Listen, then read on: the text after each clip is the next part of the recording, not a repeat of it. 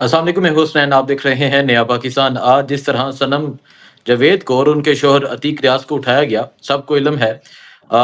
वकील सलमान शाहिद एडवोकेट मेरे साथ मौजूद हैं। अभी सनम से मुलाकात भी हुई है, इनसे बात करते हैं, पूछते हैं आज जेल ट्रायल के बाहर किस तरह उठाया गया। सलमान, सलाम अलैकुम। जी, वालेकुम सलाम भाई। अच्छा, आज किस तरह उठाया गया? किस जुर्म में उठाया गया? क्या वजह, क्यों सनम जावेद को आज एक मर्तबा फिर उठाया गया? ये असल में आज 96 जो जिनाह उसका मुकदमा है 109 और 1271 और 366 जो उनकी जेल ट्रायल की समाअत थी, जो सुप्रीम कोर्ट के ऑर्डर के मुताबिक 4 माह में ट्रायल मुकम्मल किए जाएँ, जिसमें आज तमाम एक्यूज़ जो बेल पे थे उनकी हाज़िरी थी। जैसे ही ये हाज़िरी लगवा के बाहर आई है, कोर्ट में ही जो डीएसपी लीगल जो उधर मौजूद थे, उन्होंने इनको लिफ्ट दी है क्योंकि 3 किलोमीटर का वो वाया है जिससे पैदल चल के ये तमाम वर्कर्स अंदर आते हैं जेल में। तो वो लिफ्ट दे के कि मैं आपको बाहर तक छोड़ देता हूँ।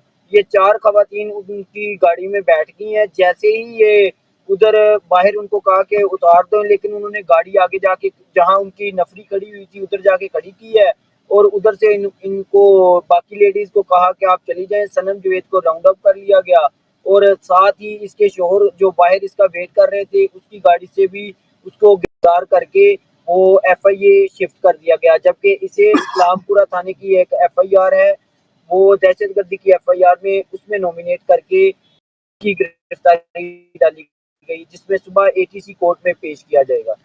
अच्छा, गिरफ्तारी डाल दी गई है क्योंकि जिस तरह उठा जी। जी, जी, गिरफ्तारी इस वजह से डाली है क्योंकि सारी उसी वक़्त डॉक्टर यास्मीन राशिद एजाज चौधरी साहब, हमने उनको अंदर इत्तला दी कि ये हाज़िरी के वक़्त आई थी, तो कोर्ट के बाहर से ही अडयाला जेल की प्रीमिसेस से उन्हें गिरफ्तार किया गया जो कि इल्लीगल था। उनके पास कोई ऑर्डर नहीं था, ना कोई वारंट था, तो जिस पर डॉक्टर यास्मीन राशिद ने जो एटीसी के जज अरशद जावेद के पास पेश हुई हैं और उनको बताया है कि ये कैसे हो सकता है, आप अडयाला जेल में देखें वैसे ही समातें करते हैं, इधर कोर्ट करते हैं, तो ये आपने इल्लीगल कैसे गिरफ्तारी करवाई है? आप इसको फौरी जो है पता करवाएँ कि वो सनम जावेद कहाँ है? उन्होंने अपनी वायरलेस करवाई है अपने प्रोसिक्यूटर के ज़रिए, फिर बताया गया कि उनको इस मुकदमे में डाला गया है और इस मुकदमे को जब शो ऑफ किया गया है, फिर उसके बाद उनका जो अतीक का अभी फ़ोन आया है कि एफआईए में एक पुराना मुकदमा उस्मान बुखारी के हवाले से था, तो उसमें अतीक की गिरफ्तारी डाली गई है। ठीक है, मतलब दोनों की गिरफ्तारी डाल दी गई है। जी, जी, दोनों की गिरफ्तारी डाल दी गई है और दोनों को जो सनम जावेद को सुबह एटीसी में पेश किया जाएगा मंज़र अली गिल साहब की अदालत में, जबकि जो अतीक साहब को नईम भट्टू की अदालत डिस्ट्रिक्ट कोर्ट लाहौर में पेश किया जाएगा।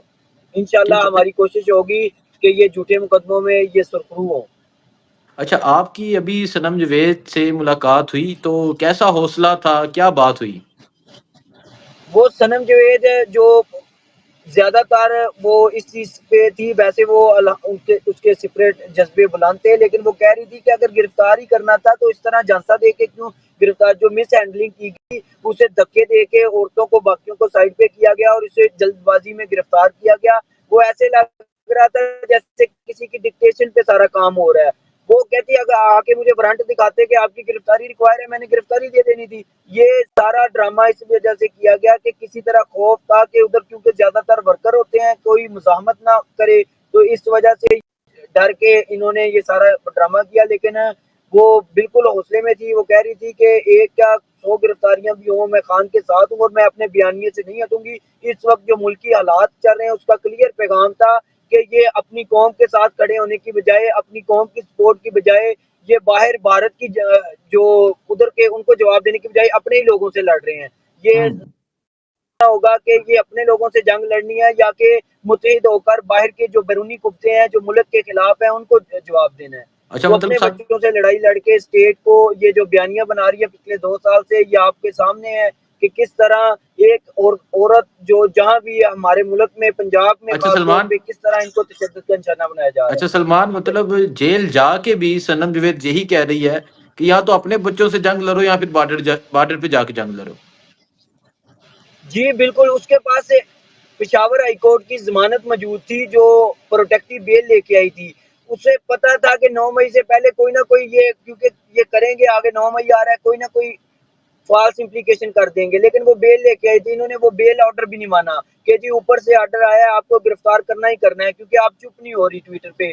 तो खास तौर पे एक वजह है कि उसे चुप करवाने के लिए कि किसी तरह पॉलिटिकल विक्टिमाइजेशन पिछले 2 साल से जारी है। किसी तरह ये जो तहरीक-ए-इंसाफ के लोग हैं, ये जो बोलते हैं, इनको बंद किया जाए।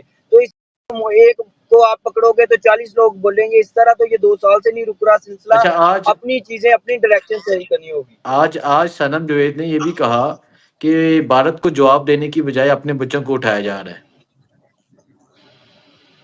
जी, बिल्कुल। अच्छा, देखें, ये इतनी हिम्मत, इतना हौसला, और आपने कहा कि वो उसका कहना था कि मैं अपने मौक़िफ़ पे कायम रहूँगी, 1 इंच भी पीछे नहीं हटूँगी। मैं कल भी हान के साथ थी और आज भी रहूँगी। बिल्कुल, उसका क्लियर मौक़िफ़ था। उनके वालिद परेशान हो रहे थे, फ़ादर, तो उन्होंने कहा कि पापा आपको परेशान होने की बिल्कुल ज़रूरत नहीं है। ये वो कह रहे थे कि बेटा पहले आपने बड़ी मुश्किल से ये सारे मामलात किए हैं और अल्लाह ताला ने आपको सुरखरू किया, अब आप आई हैं। उन्होंने कहा कि ये खान हमारी तरह हमारी वजह से जेल में है, तो हमारी गिरफ्तारियाँ 100 भी हों तो हमें परेशान नहीं होना चाहिए। तो वो बिल्कुल सीक्रेट में थी, जिसे देख के खुद ये गिरफ्तार करने वाले परेशान थे कि हर दफ़ा उसे गिरफ्तार करते हैं, इसके हौसले वैसे के वैसे हैं। वो बिल्कुल नहीं हौसला टूटी। हौसला वैसे का वैसा ही है। बिल्कुल सर। अच्छा, सुबह अदालत में अब पेश किया जाएगा।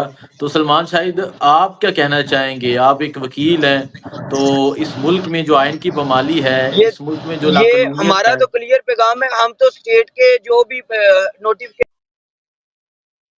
ये ये सिलसिला जब तक हसनैन साहब नहीं रुकेगा, ये इसी तरह होता रहेगा। आगे आने वाली नस्लों में, बच्चों में नफ़रतें पैदा हो रही हैं। इस सिलसिले को रोकना होगा। आपको एक ही वक़्त में 2 दुश्मन नहीं खड़े करने। अपनी कौम, जब सारी जंगें होती हैं कौम के सर पे, कोई हुँ, ना बंदूकों के सर पे होती हैं। कौम जिसके साथ खड़ी होती है, उसे किसी भी बंदूक की, असले की ज़रूरत नहीं पड़ती।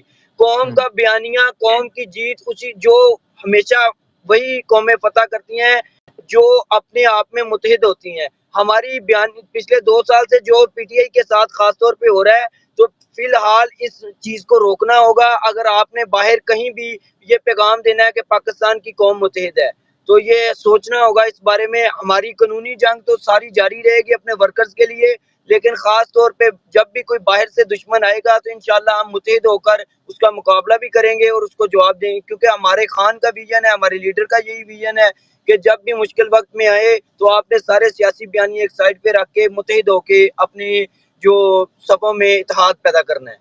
ठीक है, बहुत शुक्रिया सलमान साहब। सर, केस के हवाले से आपसे अपडेट लेते रहेंगे। जज़ाकल्लाह। Thank you sir.